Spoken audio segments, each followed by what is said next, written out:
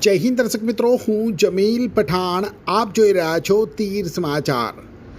દર્શક મિત્રો, સફેદ ડગલી પહેરી હાથમાં ટીકમ પાવડા લઈ સ્ટેટ હાઈવે ઉપર ખાડા પૂરવાનું કામ કરતા આ શ્રમિકોને જોતા પહેલી નજરે એવું લાગે કે સ્ટેટ રોડ એન્ડ બિલ્ડિંગ એટલે કે માર્ગ અને મકાન વિભાગના આ શ્રમિકો હશે. પણ સવાલ એ થાય કે સ્ટેટ હાઈવે ઉપર કામગીરી કરતા શ્રમિકોનો ડ્રેસ કોડ સફેદ તો નથી જ, તો પછી સફેદ ડગલી પહેરેલા આ શ્રમિકો કોણ અને કયા વિભાગના હશે? તો તમને જાણીને આશ્ચર્ય થશે કે આ કોઈ વિભાગના શ્રમિકો નહીં પણ 108 ઇમરજન્સી એમ્બ્યુલન્સના કર્મીઓ છે. ત્યારે ફરી સવાલ થાય કે આ લોકો શા માટે રોડની મરામત માટે મજૂરી કરી રહ્યા છે? સવાલ સ્વાભાવિક છે.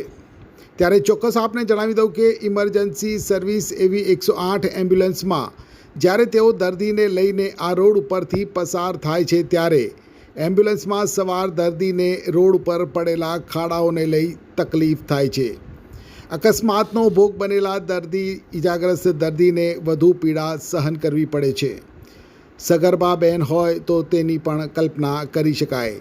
ત્યારે 24 કલાક ટ્રાફિકથી ધમધમતા રોડ રસ્તાઓ ઉપર પડેલા ખાડા પૂરવાની કે મરામત કરવાની જવાબદારી જાણે ખુદ વાહન ચાલકોની બની ગઈ હોય તેમ તંત્ર દ્વારા કોઈ જ તસદી લેવામાં નથી આવતી. પરંતુ 108માં દર્દીઓને પડતી તકલીફોને ધ્યાને લઈ 108ના કર્મીઓએ ખરેખર તેમની આપાતકાલીન સેવાની જેમ જનતા માટે રોડ ઉપર પડેલા ખાડાને જાતે પૂરવાનું આ સેવા યજ્ઞ કાર્ય કર્યું છે. આ દ્રશ્યો છોટાઉદેપુર કવાંટ સ્ટેટ હાઈવેના સિંગલા ગામ પાસેના છે, જ્યાં એક મસમોટા ખાડાને 108ના કર્મીઓ અને તેમના સાથીઓ ખાડો પૂરવાનો બિસ્માર રોડને સરખો કરવાનો પ્રયાસ કરી રહ્યા છે. ત્યારે આવા સેવાભાવી કર્મીઓની કામગીરી ન માત્ર સરાહનીય છે પણ કાબિલે દાદ છે. તીર સમાચાર સલામ કરે છે આવા કર્મયોગીઓને. એક્ટિવાથી લઈ જેસીબી સુધીના, ટૂંકમાં દરેક વાહનના અને દરેક કંપનીના, જી હા, દરેક કંપનીના અને દરેક સાઇઝના ટાયર એકદમ કિફાયતી ભાવમાં મળશે, અને તે પણ આપણા છોટાઉદેપુરમાં. જી હા, છોટાઉદેપુરમાં.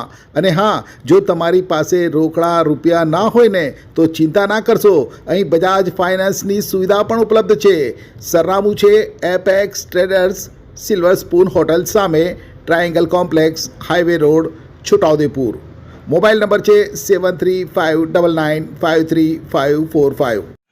છોટાઉદેપુર સહિત રાજ્ય, દેશ અને દુનિયાના સમાચાર જોવા માટે સબસ્ક્રાઈબ કરો તીર સમાચાર અને બેલ આઇકોન જરૂર દબાવો.